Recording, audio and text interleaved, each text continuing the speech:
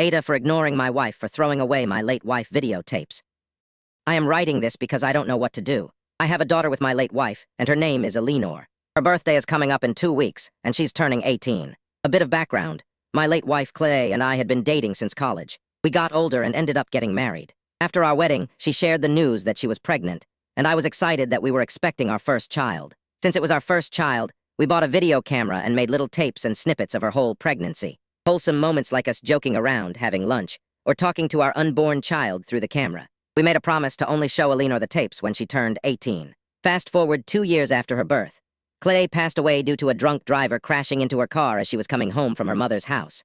I was devastated by her passing and fell into a deep depression, having to raise our 2-year-old daughter by myself. My friends tried to get me to go out again and start dating, but every time I did, I felt like I was betraying her. Years later, when Eleanor was 13, I met Wendy. We met at a gathering for my sister's birthday, and we instantly hit it off. She didn't mind that I had a daughter because she had 2 kids herself and had just gone through a divorce. 2 years after, we got married. Now back to the present.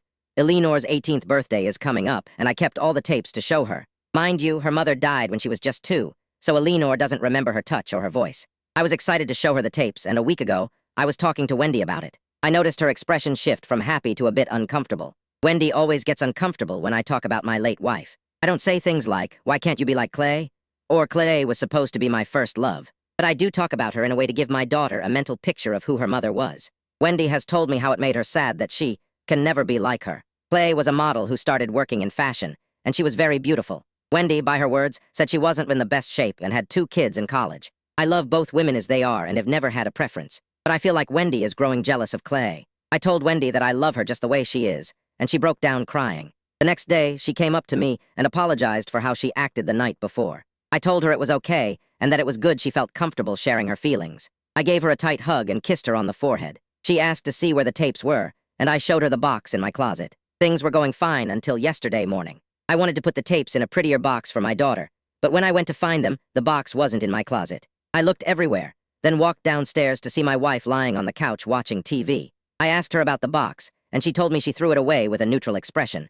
My heart dropped. I asked her what she meant, and she said I talk about Clay too much. She said I need to move on with my life, so she threw the tapes away as a head start. I was fuming with anger because not only did she throw away what I had left of Clay, she also ruined my daughter's big surprise.